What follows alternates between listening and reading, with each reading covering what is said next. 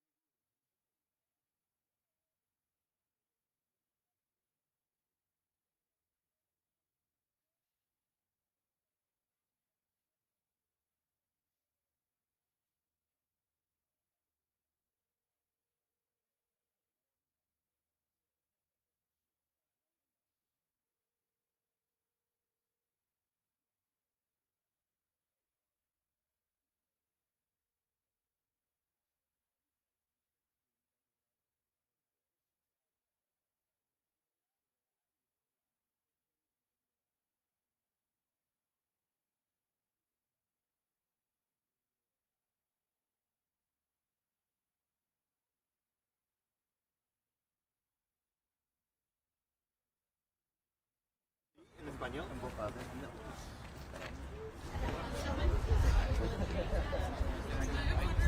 Yeah, at the time.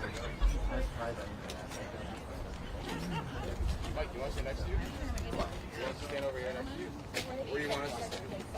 Right around here. Right around there. Back him up. Well, Ryan's going to speak first, right? He'll speak first, and I'll answer questions. Thank you. Thank you for being here. Yeah, we can't really see all of you. Yeah, but we really appreciate you here. School committee's opinion, I think. Closer, we'll go closer. We're going to sit down with Ryan here. Get closer. Bring it in.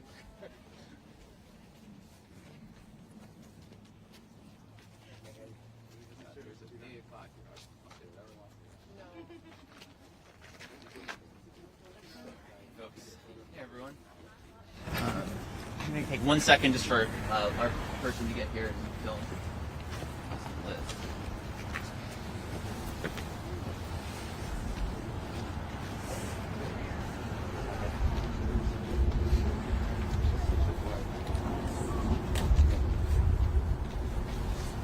Let me know when you're good, Liz. Okay. All right, so thanks for coming. To start with the latest of news, we know that we're going to be starting to get fines tomorrow, and I want to make it clear to everyone that we knew these fines were coming. We are prepared for these fines. We feel strongly that we are not going to return to the classroom until we get a deal, and get a contract that is good for our students, is good for all of us, is going to make sure that our students are safe, that they have the supports that they need, and to go back before we have that would make no sense. It would be a disservice to this community and to our children. Okay, So we were disappointed today at the lack of progress made at the negotiations table. We negotiated in 2 sessions today, first from 10 to 1:30, and then from 5 to 7. The school committee didn't meet with us during the first session, but agreed to meet to provide an update on their work during the second, during which time we were able to answer their questions about our proposals, most of which have remained the same as they have for some time now. The updated proposals we gave them were in the form of a memorandum of agreement. If the school committee signed that document, the schools would be open tomorrow. For 16 months, we have asked to support our students with a social worker in every building. Superintendent Anna Nolan has said in her entry plan that she wants the same. So we ask why won't they do it? For 16 months, we've asked for a living wage for our Unit C professionals. Paying new hires less than $30,000 a year is an insult to the vital work they do supporting our students. Everyone knows that they need to be compensated. So why won't the school committee do it? For 16 months, we've asked them for humane, modern parental leave. We believe that new parents should have 60 days to spend with the newest members of their family, but the school committee has refused even to remove language from their proposal that only gives parental leave to, quote, primary parents. Not only is this language out of the dark ages, it's illegal in Massachusetts. Everyone knows this language needs to be removed, so I ask again, why don't they do it? For 16 months, we've asked the school committee to adequately staff our schools, our classrooms, so that our students are safe, physically, emotionally, and mentally. Imagine having to sit across from a family with a student who you know needs services, and knowing they're not going to get those services because there aren't enough behavioral therapists, and the district isn't willing to put down the money. We have students on IEPs for whom we are not providing legally obligated services, which means the district is out of compliance and can be sued. There are at least 6 BT vacancies, and an additional 6 filled by expensive contract service agency providers. There's at least 1 TA opening at North, 6 at Oak Hill, in light of resignations due to pay, and folks declining positions due to pay as well. 5 openings at South, 1 at Bigelow, 2 at NECP, and those are only the ones we know about. We need more staff. So I ask again, why won't they do it? And I'll tell you why they say they won't do it. They say they don't have the money. They say that if they give our students and our educators what they need, they'll have to cut programs. Mayor Fuller has already cut programs for years. It is not our fault that Mayor Fuller does not know how to budget. We had $4 million deficits in each of the last 2 years in the schools, while Fuller had a total surplus of $50 million. In October, the 4th month of fiscal year 2024, the city of Newton had already surpassed the investment income it had projected for the entire fiscal year 2024. We will not let Mayor Fuller defund our children's educations, our children's futures any longer. The educators of the city are standing up to make sure that we are going to get our students what they need to be successful. We are going to defy Mayor Fuller, to demand that she fully fund the schools, and to say that enough is enough. We are committed to getting our kids back, and we feel really strongly that we need to settle a contract that's going to do right by them. Thank you. So at this point, will there be no school tomorrow, you think? There will not be school tomorrow. What's your message to the parents?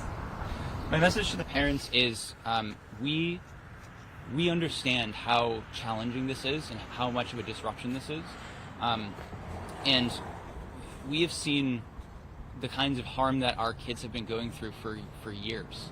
And to go back before we have a fair contract would just be to do more harm to our students and our families. And we can't do that. We can't allow that to happen. What's your response to the fines being more than other districts have been fined? We are emboldened. We are ready. We will not be cowed by some fines. We are prepared for this. We knew they were coming, and we are not going to go back until we have a fair contract for our students and for ourselves. There's a lot of progress made today. Do you feel good about the discussions that were had? There was a little bit of progress. When we were in the negotiation room today with the school committee this evening, they were asking us questions about our proposals. We got to explain some of our proposals to them in return, which was great. And that was more of a conversation than had been happening previously. So that was good. It was still less progress than we would have liked, and we're disappointed that we couldn't have made more. What still needs to happen? Aside from agreement? The school committee has a large set of proposals on which we believe we can reach tentative agreements almost immediately. I mentioned the parental leave piece, right? We know that the language around primary parent is illegal in the state of Massachusetts, and the school committee insists on keeping it in. Why? Like, that's something that we could have that done. We could have that signed today, tomorrow, whenever. So there are a lot of issues like that we're close on, and there are some issues that we're further apart on that we really need to dig into more as well. Do you foresee this getting wrapped up tomorrow, or are we looking at a few more days? We would love nothing more than to have this be done tomorrow and to go back to school as soon as possible. And really, that decision rests with the school committee. We have presented very clearly what we're asking for, and the school committee has it in their power to make sure that our students have the resources and supports they need, that we have what we need to do our jobs well, and they can get everyone back to school tomorrow. So no more discussions tonight, you think? No, we were scheduled to go until 7 p.m. tonight. We had originally offered the school committee yesterday to go 9 to 9, and the school committee said they were available from 10 to 1:30 today, and then from 5 to 7 tonight. When, can you give us a timeline for tomorrow, what we're looking at? Yeah, so for tomorrow, the school committee shared with us that we could expect a counter proposal around noon. So we'll see what they bring us. Hopefully a done deal. We'll see. Is that when you're meeting tomorrow? We'll probably be back a little bit before that to do some of our own caucusing, but we expect to hear from the school committee by noon tomorrow. Thank you. I'm Mike Zillis. I'm the president of the Newton Teachers Association. Thank you so much, Ryan. You did a great job here. One of the questions that came up was, how hopeful are we that we will get a contract tomorrow? And I want to put that in the context of the fines. Here's my worry.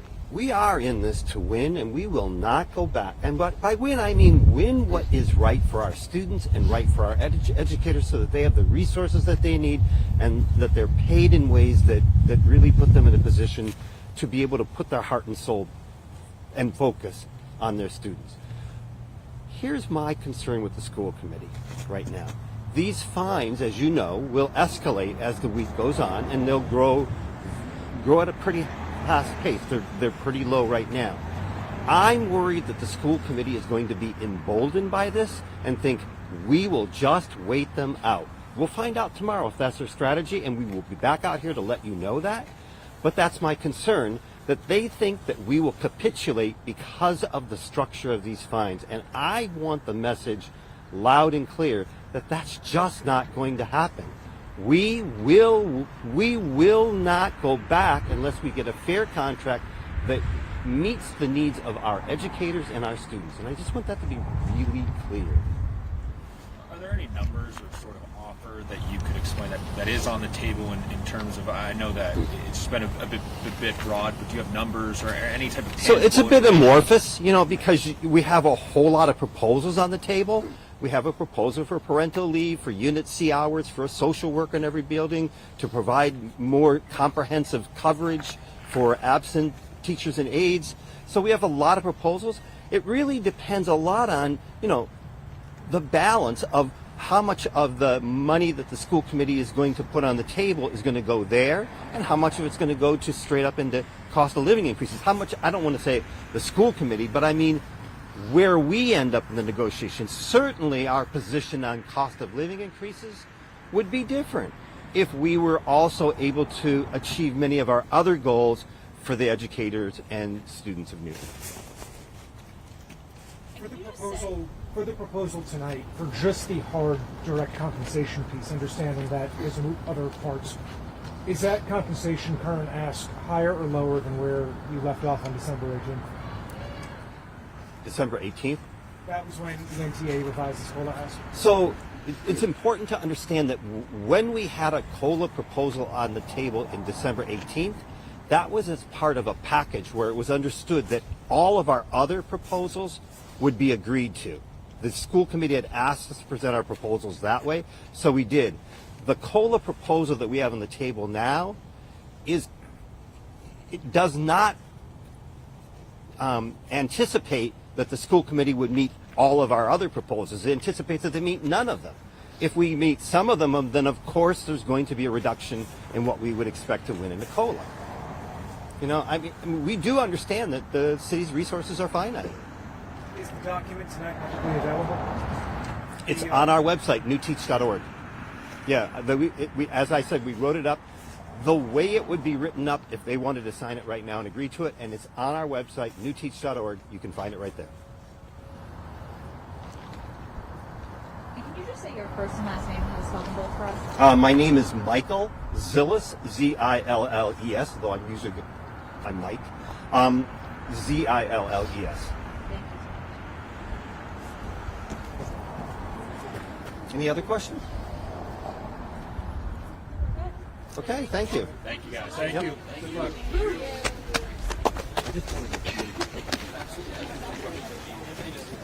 Yeah. I thought it was great.